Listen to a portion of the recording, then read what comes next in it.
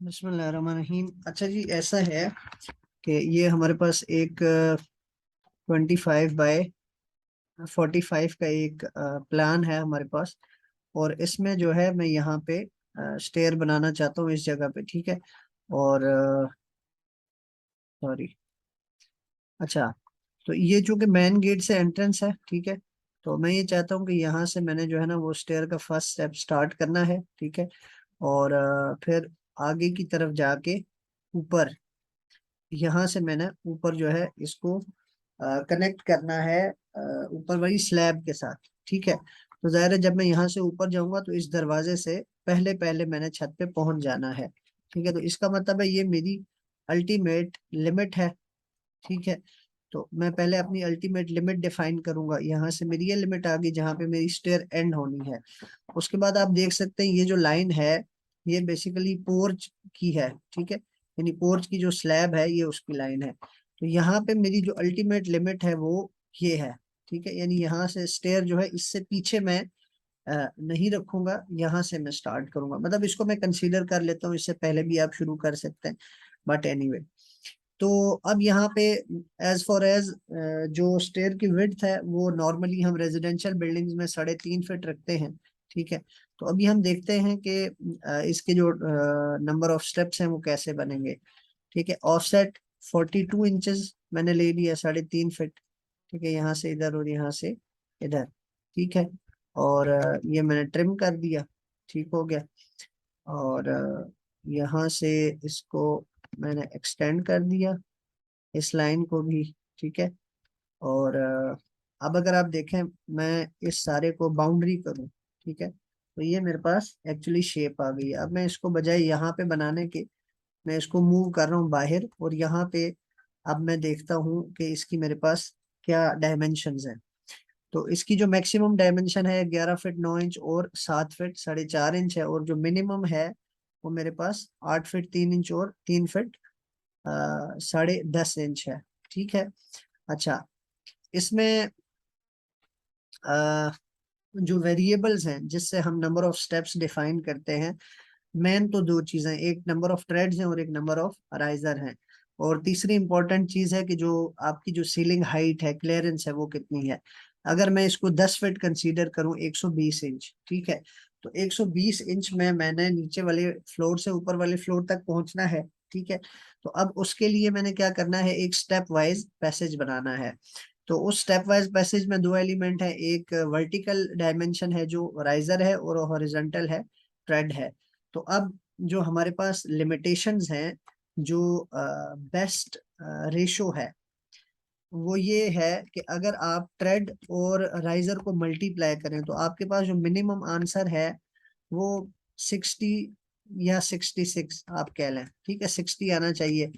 और अगर आप ट्रेड और राइजर को मल्टीप्लाई करें, ये मैं इंचेस में बता रहा हूँ, तो मैक्सिमम आपके पास 96 आना चाहिए, ठीक है। तो अब ये हमारे पास लिमिटेशन है कि आपने जो है ट्रेड और राइजर का साइज ऐसे रखना है कि अगर आप उन दोनों को मल्टीप्लाई करें तो 60 आए, और मिनिमम और मैक्सिमम जो है 96 आए।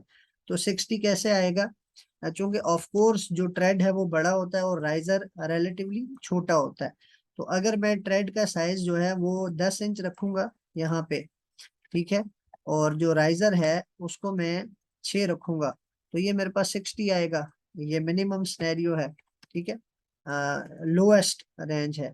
और मैक्सिमम जो है ये 12 और 8 बनती है, यानी आप 12 जो है वो ट्रेड रखें और 8 इंच जो है वो राइजर रखें। तो ट्रेड जो है वो मिनिमम 10 इंचेस से लेकर 12 तक आप रख सकते हैं, मैक्सिमम इससे ज्यादा भी रख सकते हैं, डिपेंड करता है किस तरह की बिल्डिंग है, ठीक है। जबकि राइजर जो है वो आप 6 इंच से लेकर 8 इंच तक रख सकते हैं। तो अब हम देखते हैं इसमें कि हमारे पास ऑप्टिमम, असल में ये रेंज क्यों डिफाइन की गई है। ये रेंज इसलिए डिफाइन की गई है कि इससे जो स्टेयर की स्लोप है ना वो एक रेंज में रहेगी, ताकि स्टेयर को यूज करना आसान होगा, जिसको स्लोप को हम पिच कहते हैं बेसिकली। तो अब हम देखते हैं कि यहाँ पे हम कितने नंबर ऑफ स्टेप्स जो है वो इजीली अकोमोडेट कर सकते हैं। तो इसमें आप क्या करेंगे कि इसको मैंने एक्सप्लोड किया, और यहाँ से मैंने इसकी ये लाइन ड्रॉ की, और यहाँ से मैंने इसकी ये लाइन ड्रॉ की है, ठीक है। तो अब यहाँ पे आप अगर ये देखें कि इस स्टेयर की ये सेंटर लाइन है बेसिकली, ठीक है, और ये सेंटर लाइन अगर मैं ड्रॉ करता हूँ, ठीक है, तो इस सेंटर लाइन की जो टोटल लेंथ है मेरे पास, ये अप्रोक्सीमेटली 10 फीट और 5 फीट, 15 फीट 7.5 इंच है, तकरीबन 16 फीट है, ठीक है। तो 16 फीट अगर आपके पास लेंथ हो और 10 फीट हाइट हो, ठीक है, तो इसमें हम देखते हैं कि हम इसको नंबर ऑफ स्टेप्स किस तरह रख सकते हैं। ये डबल क्लिक की वजह से जूम आउट हो जाता है। बहरहाल, तो यहाँ पे अब आप देखें कि मिनिमम से स्टार्ट करते हैं। जैसे मेरे पास 10 है, ठीक है, तो यहाँ से, क्योंकि एक्चुअली ये मेरे पास ये वाली जो जगह है, इसको मैंने एस्थेटिकली खराब नहीं करना, तो ये इसलिए मैंने यहाँ पे ये लैंडिंग जो है ऑलरेडी बना दी है। अब मैं यहाँ से दोनों तरफ जो है वो ऑफसेट लगाऊंगा ट्रेड के, ठीक है। तो पहले मैंने ऑफसेट लगाया 10 इंचज का, ठीक है। अब मैं देखता हूँ 1 2 3 4 5 6 7 8 9 10, ठीक है। तो अगर मैं इसको माइनर सा चेंज भी कर लूं, ठीक है, जो बिल्कुल मामूली सा फर्क आ रहा है, और तो 10 स्टेप मेरे पास ये हो गए हैं, ठीक है। एक मेरे पास ये है 11वां ऑफसेट, और वही अपने 10 के पैटर्न से मैं चल रहा हूँ, 1 2 3 4। अब यहाँ पे हम इधर नहीं जाएंगे, यहाँ पे नहीं जाएंगे। क्यों नहीं जाएंगे? क्योंकि ये जो लाइन है, ये एक्चुअली इस डोर के सामने की लिमिट है, ठीक है। तो यहाँ पे हम बिल्कुल बाउंड है, यहाँ पे हमारे पास थोड़ी बहुत फ्लेक्सिबिलिटी है, ठीक है। तो यहाँ पे जो हमारे पास नंबर ऑफ स्टेप है, वो पहले तो हमने इसको फिक्स कर देना है। उसके बाद ट्रेड आपने यहाँ से इस तरफ और यहाँ से नीचे की तरफ ऐसे लगाने हैं, ताकि ये फिक्स रहे, यहाँ पे जो है इरेगुलरिटी ना आए। तो यहाँ हम उसको डोर से थोड़ा सा पहले खत्म कर सकते हैं, लेकिन उसके सामने नहीं लेके जा सकते। तो अब हमने क्या किया, एक चीज को फिक्स किया है ना। अब हम बेसिकली ट्रेड को अप्लाई करके देख रहे हैं। तो ऑटो कैड का एक्चुअली फायदा यही है कि आप मल्टीपल ऑप्शंस ड्रॉ करके जो है ना, आप उसको ऑप्टिमाइज कर सकते हैं कि आपके पास जो है ना बेस्ट सॉल्यूशन क्या आएगा। तो ये केस टू केस वेरी करता है। बहरहाल, मैं एक प्रोसीजर आपको बता रहा हूँ कि आप किस तरह से गोल अचीव कर सकते हैं कि जो आप ट्रेड और राइजर का साइज रखना चाहते हैं, ठीक है। अब देखें, मैंने एक्चुअली यहाँ पे एक चीज फिक्स की है कि मैंने ट्रेड का जो साइज है ना वो 10 रखा है, ठीक है। तो इसका ये हरगिज मतलब नहीं है कि इसका जो राइजर है वो 6 इंच होगा। ये तो मैंने सिर्फ इस मिनिमम क्राइटेरिया के लिए ये लिखा है, और ये मैक्सिमम के लिए है। तो अब हम काउंट करके देखते हैं। तो हमारे पास जो नंबर ऑफ स्टेप्स हैं, 1 2 3 4 5 6 7 8 9 10, एक ये है 11 12 13 14 15, 15 है, ठीक है। तो 15 स्टेप है। तो अब इस इन 15 स्टेप्स को, यानी 120 इंचेस डिवाइडेड बाय 15 अगर आप करें, तो ये हमारे पास 8 बनता है, ठीक है। यानी आपका जो राइजर है ये कितना बनेगा, 8 बनेगा, ठीक हो गया। ये कैसे पता चला? क्योंकि हमने नंबर ऑफ स्टेप्स तो यहाँ से डिटरमिन कर लिए है ना, ठीक है, कि हमारे पास 1 2 3 4 5, और बाकी स्टेप्स ये हैं, जो 10 स्टेप्स हैं वो ये हैं, 15 हो गए। तो 120 इंचेस टोटल हाइट है, उसको आप 15 पे नंबर ऑफ स्टेप्स जो आपने डिफाइन कर दिए हैं as per deciding the value of trade. तो आपके पास कितना राइजर आ गया, 8 आ गया। अब आपके पास ये एक वैल्यू आ गई। अब आपने कहा कि 10 इंच ये तो ठीक है, पाँव रखने के लिए ये जो स्पेस है इजी है, बट ये जो राइजर 8 इंच है ना, ये थोड़ा सा अनकंफर्टेबल है, ठीक है। हालांकि अगर आप इसके ऊपर चेक अप्लाई करें तो 10 × 8 80 आएगा, तो वो विद इन द रेंज है, वो 60 और 96 के एग्जैक्टली ऑलमोस्ट एवरेज वैल्यू के करीब करीब है, ठीक है। तो इसमें प्रॉब्लम कोई नहीं है। लेकिन अब डिपेंड करता है कि आप राइजर को देखें। दो चीजें, अगर आप ट्रेड बहुत ज्यादा रखेंगे तो स्टेयर की जो लेंथ है ना वो बहुत ज्यादा हो जाएगी और आपको ज्यादा स्पेस चाहिए। अगर आप ट्रेड को ज्यादा रखेंगे तो स्टेयर बहुत ज्यादा वर्टिकल हो जाएगी, ठीक है। तो वर्टिकल होने की वजह से स्टेयर को यूज करना मुश्किल हो जाएगा।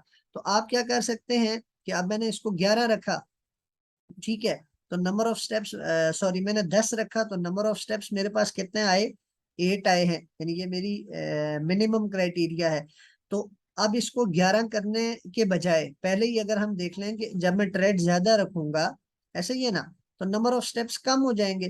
तो जितने स्टेप कम होंगे राइजर की वैल्यू उतनी ज्यादा हो जाएगी, राइजर की वैल्यू उतनी ही ज्यादा हो जाएगी।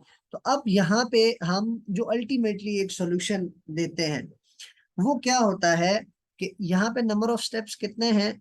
अभी मेरे पास ये वाले 15 है, एक आपके पास स्लैब आएगी ऊपर वाली, ठीक है, तो वो उसको मिलाकर 16 हो जाएंगे। यानी आपने इस तरह अरेंज करना है कंस्ट्रक्शन के टाइम में कि वो आपके पास पूरा एक स्टेप कंसीडर हो जाए, ठीक है। तो 120 इसको अब मैं डिवाइड करूंगा अगर 16 पे, तो ये ऑलमोस्ट 7.5 के करीब करीब आएगा, ठीक है, बल्कि एग्जैक्टली ये 7.5 आ गया, ठीक है। अब देखें हमने जस्ट एक ऊपर वाला स्टेप कंसीडर किया, तो हमारे पास ये क्या आ गया, 7.5 आ गया, ठीक है। मैं इसको एक्चुअली थोड़ा अलग तरीके से बताना चाह रहा हूँ, राइट। अच्छा, जब 15 थे स्टेप्स तो राइजर 8 इंचेस था। अब हमने उसको 16 किया, यानी नंबर ऑफ स्टेप्स बढ़ाएंगे तो राइजर कम हो जाएगा, ट्रेड वही है, ठीक है, ट्रेड नहीं हम चेंज कर रहे। अब यहाँ पे और कौन सी ऐसी चीज है कि जो इस बाउंड्री से बाहर गए बगैर और यहाँ से भी बाहर जाए बगैर मैं इस राइजर को मजीद कम कर सकता हूँ, क्योंकि बेसिकली जितना राइजर कम होता है उतना ईज होता है स्टेयर को यूज करना। मैं एक और काम कर सकता हूँ कि यहाँ पे एक स्टेप इंट्रोड्यूस कर दूं जिसको हम वाइंडर कहते हैं, ठीक है। तो अब ये नंबर ऑफ स्टेप्स कितने हो गए हैं, 17 हो गए हैं, ठीक है। अब आप इसको रिकैलकुलेट करें, ठीक है, कंट्रोल 8 से कैलकुलेटर आता है ऑटो कैड में। सो 120 120 डिवाइडेड बाय 16, सॉरी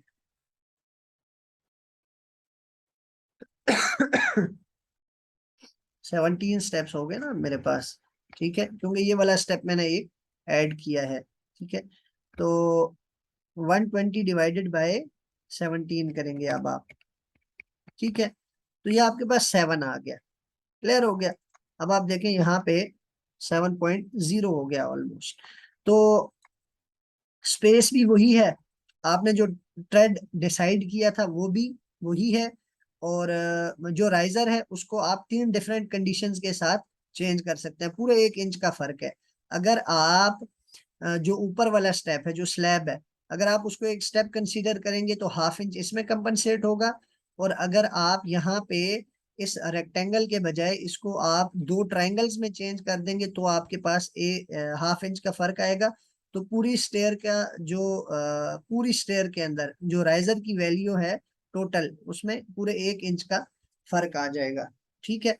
तो इस तरह से जो नंबर ऑफ स्टेप्स हैं उनको डिफाइन करने के लिए या तो आप, क्योंकि एक्चुअली हम टॉप व्यू देख रहे हैं ना, तो इसमें जो हमने ऑफसेट लेना है वो ट्रेड का लेना है।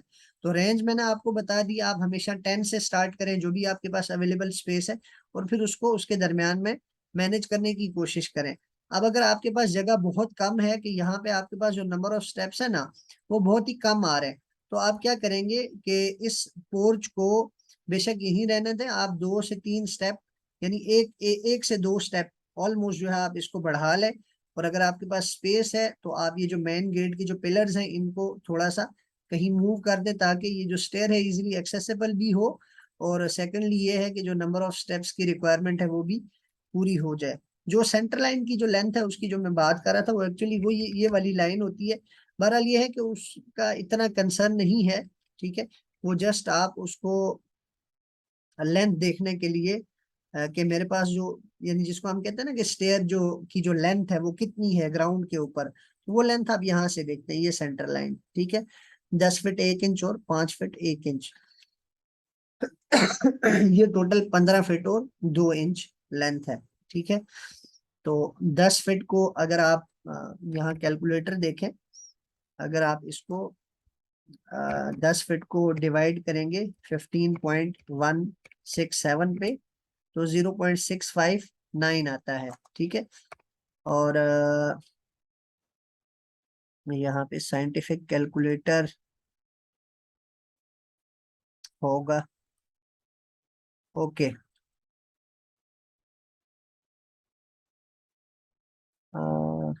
10 इनवर्स 0.6593।